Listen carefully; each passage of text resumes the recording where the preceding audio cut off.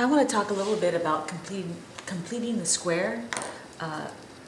Section 5.2 covered that a little bit, but I want to go over it a little in more detail. You should watch this with 5.2 just so you can understand what they're talking about when they're talking about completing the square. So let's imagine, let's just start with a square. When we talk about the area of a square, in this situation, if this was 4 and this is 4, this would be 16. Super easy, no issue there. But let's imagine we went ahead and made the square larger.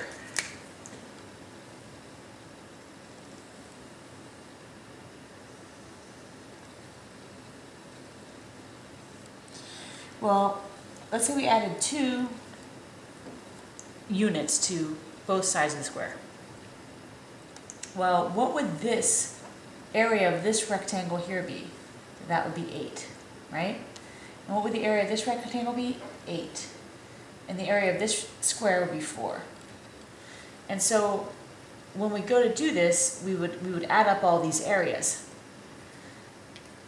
Now let's move, just give you an idea of how we can separate up one square. Even though this is a 6 by 6 square, we can separate it up into smaller areas within the square that then still represent the area of a square. I think actually using variables will help it make more sense. For example, just to go over area very quickly,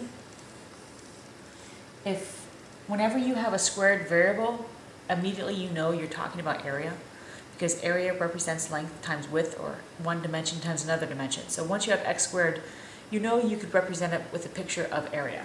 So in this situation, if we had x, and this was 2,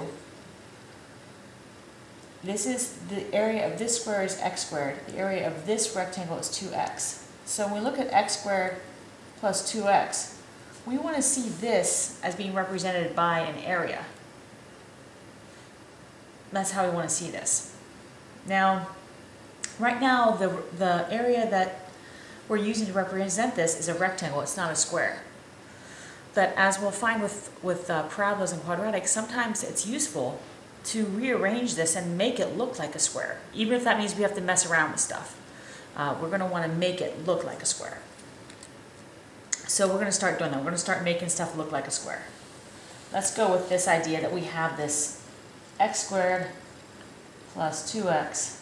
And we want to, right now that we know that that looks like a rectangle, we know that looks like x times x plus 2, which would give me x squared and 2x. We know that looks like a rectangle. That's definitely not a square. So we're going to talk about how we complete the square and what that means. Now, when we complete the square, we have to have balance, meaning that if we add something to this, we also have to take it away. So we're going to represent that in the form of the equation. Let's just say y equals that, because then we know that the other side of the scale has something on it. We don't know exactly what that is. It doesn't really matter, but we know there's something on the other side of the scale. This is on one side of the scale. This is on the other side of the scale. When we complete the square, we know what this is going to look like.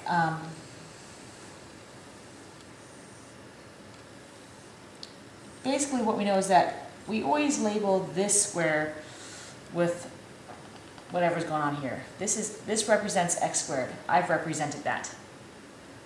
So this always holds x squared. This square and this square always hold x to the first power, and this square always holds a constant. All right, so when we look at this, we want to divide this in half, and we get 1x, 1/2 of that. So we're going to put 1x here and 1x here. So far, we've taken what's represented with this rectangle, and we've made it square-shaped. All we have to do is fill in this last square. Well, let me clean this up a little bit.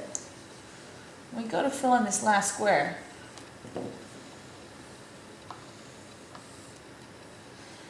we realize that if this is x squared and this is 1x, x times what equals 1x? Well, 1, right? And x times what equals 1x? 1. So what does 1 times 1 equal? It equals 1.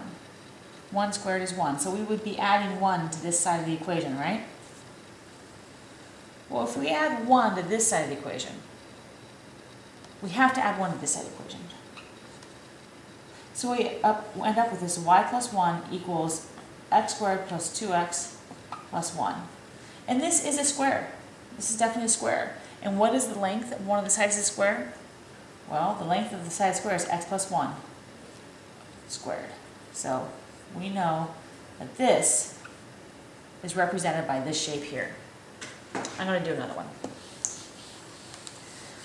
Let's say we have y equals x squared plus 6x. So I'm going to draw my square again.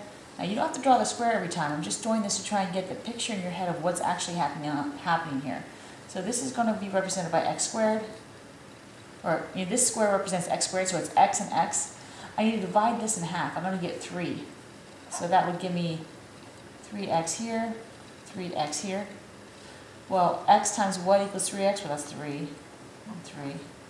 This square here is represented by 3 times 3, which is 9.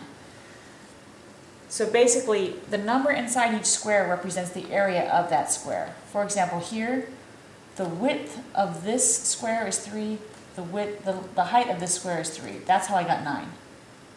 The length of this square is x, the height of this square is 3. That's how I got 3x.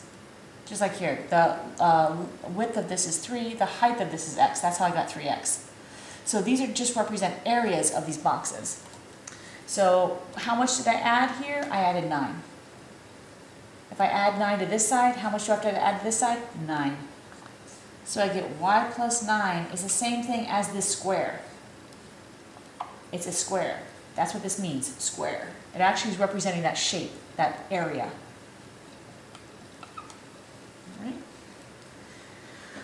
One last one.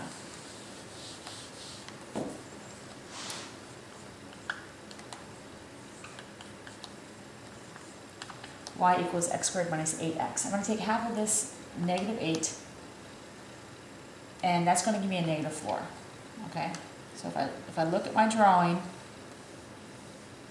now sometimes this box makes sense to people. Sometimes just the formula makes sense to people and they can just take that and run with it. Other times people need to see the box, understand what we're doing, and then they can apply the formula. So wherever you fit in this, if this doesn't make sense to you, don't do it. So it's x and x, that gives me an x squared here. I'm going to take my negative 8x, I'm going to divide it between these two squares. That gives me a negative 4x here and a negative 4x here, which means this must be minus 4, this must be minus 4, which means this must be 16. I just added 16 to this side. I must add 16 to this side. So I get y plus 16 equals x minus 4 squared. And you'll notice that this x minus 4 is what's going on right there. That's just a little bit extra help on how to complete the square. If that gives you any problems, let me know and I'll do some more.